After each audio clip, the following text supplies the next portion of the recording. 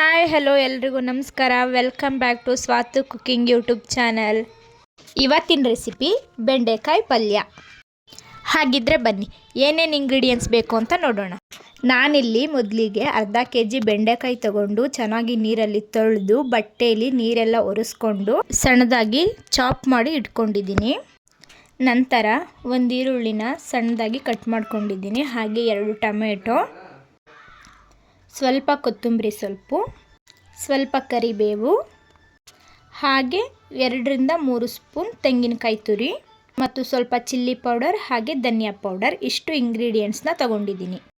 Next ಒಂದು ಪ್ಯಾನ್ಗೆ 2 table spoon oil ಹಾಕ್ಕೊಂಡು ಎಣ್ಣೆ ಕಾದ ನಂತರ ಬೆಂಡೆಕಾಯಿನ ಆಯಿಲ್ಗೆ ಹಾಕ್ಕೊಂಡು ಚೆನ್ನಾಗಿ ರೋಸ್ಟ್ ಮಾಡ್ಕೊಳ್ತಾ ಇದ್ದೀನಿ.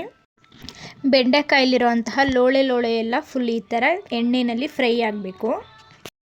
ನಂತರ ಬೆಂಡೆಕಾಯಿ ಎಲ್ಲ ಫ್ರೈ ಆದಮೇಲೆ ಒಂದು ಪ್ಯಾನ್ಗೆ 2 ಟೇಬಲ್ ಸ್ಪೂನ್ ಆಯಿಲ್ ಹಾಕೋತಾ ಇದ್ದೀನಿ. ಎಣ್ಣೆ ಬಿಸಿ ಆದಮೇಲೆ ಜೀರಿಗೆ ಹಾಗೆ ಕಟ್ ಮಾಡಿ ಇಟ್ಕೊಂಡಿರೋ ಈರುಳ್ಳಿ ಮತ್ತು ಕರಿಬೇವು ಹಾಕ್ಕೊಂಡು ಚೆನ್ನಾಗಿ ಫ್ರೈ ಮಾಡ್ಕೊಳ್ಳಿ.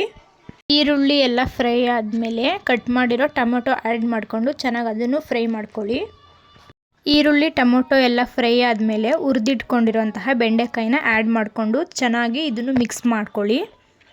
ಬೆಂಡೆಕಾಯಿನೆಲ್ಲ ಚೆನ್ನಾಗಿ ಮಿಕ್ಸ್ ಮಾಡ್ಕೊಂಡಾದಮೇಲೆ 1 ಟೇಬಲ್ ಸ್ಪೂನ್ ಚಿಲ್ಲಿ ಪೌಡರ್ ಹಾಗೆ 1/2 ಟೇಬಲ್ ಸ್ಪೂನ್ ಧನಿಯಾ ಪೌಡರ್ ಹಾಗೆ ನಿಮಗೆ ಎಷ್ಟು ಬೇಕೋ ಅಷ್ಟು ಸಾಲ್ಟ್ ಆ್ಯಡ್ ಮಾಡಿಕೊಂಡು ಮೂರನ್ನು ಚೆನ್ನಾಗಿ ಮಿಕ್ಸ್ ಮಾಡ್ಕೊಳ್ಳಿ. ಬೆಂಡೆಕಾಯಿಗೆ ಎಲ್ಲ ಮಸಾಲೆ ಹಿಡಿಯೋ ಥರ ಚೆನ್ನಾಗಿ ಮಿಕ್ಸ್ ಮಾಡ್ಕೊಳ್ಳಿ. ಬೆಂಡೆಕಾಯಿ ಎಲ್ಲ ಚೆನ್ನಾಗಿ ಫ್ರೈ ಆದಮೇಲೆ ತೆಂಗಿನಕಾಯಿ ತುರಿ ಮತ್ತು ಕೊತ್ತಂಬರಿ ಸೊಪ್ಪನ್ನ ಆ್ಯಡ್ ಮಾಡಿಕೊಂಡು ಇದನ್ನು ಕೂಡ ಚೆನ್ನಾಗಿ ಅದಕ್ಕೆ ಮಿಕ್ಸ್ ಮಾಡ್ಕೊಳ್ಳಿ. ಹಾಗೆ ಬೆಂಡೆಕಾಯಿ ಜೊತೆಗೆ ದೋಸೆ, ಪೂರಿ, ಚಪಾತಿ, ರೊಟ್ಟಿ ಎಲ್ಲದಕ್ಕೂ ಒಳ್ಳೆ ಕಾಂಬಿನೇಷನ್ ಬೆಂಡೆಕಾಯಿ ಪಲ್ಯ.